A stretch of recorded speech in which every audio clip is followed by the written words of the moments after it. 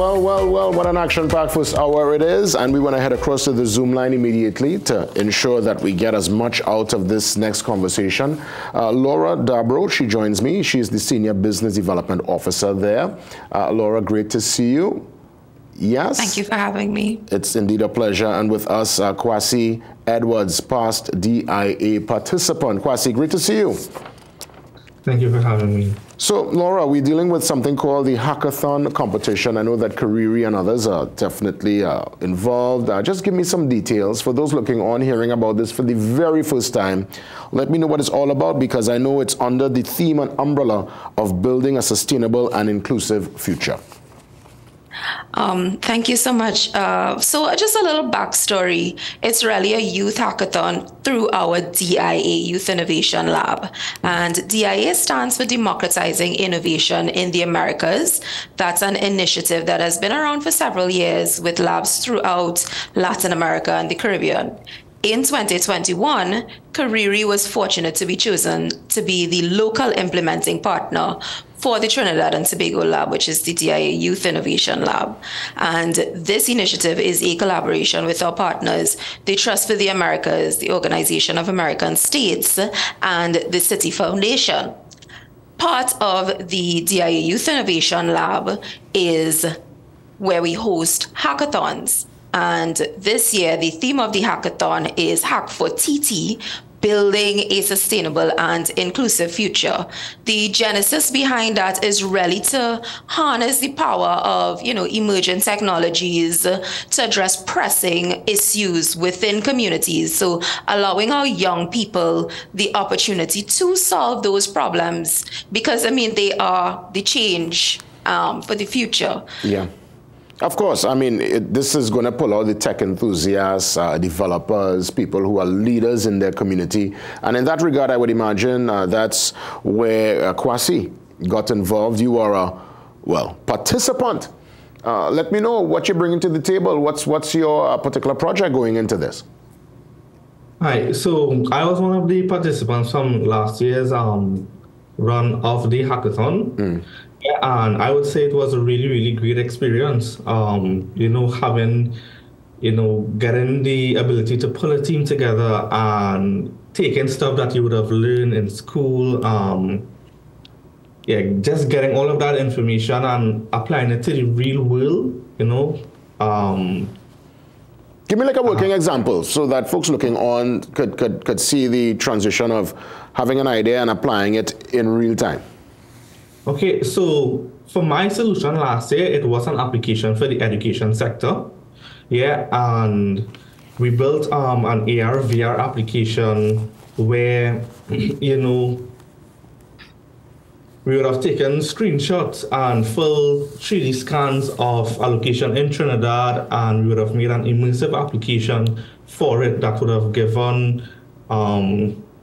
teachers and students the ability to learn about all of the different locations Trinidad might have in it. Mm-hmm. Yeah. Nice. Yeah. I love it.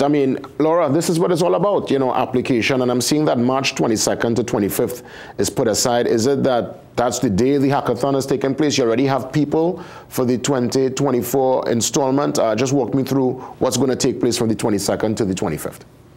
So hackathons are usually several days. Our hackathon is over a weekend. All right. On the Friday, the 22nd, would be the opening of the hackathon, where we give you guidance in terms of what are the challenges, because you do have specific challenges in specific thematic areas to solve. So you'll get more information on the opening, and then you go off and you hack for the weekend. You develop your solution, whether it's a mobile app or web app or one of the solutions like what Kwasi would have mentioned, because we've had games and so on. And then on the Monday, the 25th, you present or you pitch your solution to a judging panel, and then the finalists would pitch, and seed funding would be distributed to 3 of the winners. Amazing. And where all this is taking place, what venue they're going to do the pitch and have the opening? It's actually virtual, so it's more accessible because the DIA Youth Innovation Lab, it really and truly targets persons from vulnerable areas throughout Trinidad and Tobago. We want to spread the opportunity of being able to participate in events such as this, you know, kind of minimizing the amount of limitations that could potentially arise. So it is virtual. It is for residents of Trinidad and Tobago, and you know, because it's virtual, it's more accessible. Amazing. Well done. You know, that in itself will give it a wider spread. Kwasi, what advice you want to tell to the 2024 cohorts, those stepping in to this particular zone and wanting to use the platform to bring their ideas and the innovation to life? I would definitely say give it your all, you know, pull out all of the stops and just get as creative as possible. Yeah, because now you have a stage where you could take your ideas and, you know, get, like Laura said, seed funding for it. You have the ability to make a real positive change in the country, in the region, and even possibly internationally. And that is a really, really great opportunity, in my opinion. So I would highly encourage anyone that is interested to definitely give it their all and have fun while doing it, definitely. Kwasi, thanks for the great words. I'll let you have the final say, Laura. We have a couple of seconds before we head to the 7 a.m. news. Where can folks go to get more details? All right, so you can go to our social media pages. CARIRI is on Instagram, Facebook, etc. You can email me at LDABREAU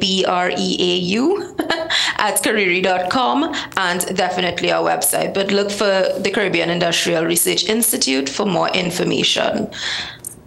Laura Dabro, all the best. And of course, to Kwasi, thanks for coming on this morning. Great details concerning the hackathon. Who would have thought that the hackathon competition giving a platform to innovators, tech enthusiasts, and entrepreneurs. All the best, guys. Thanks for coming on this morning. Thanks for having us. Thanks for having us. You're most welcome. 7 a.m. news update next. Much more on the other side. See you soon.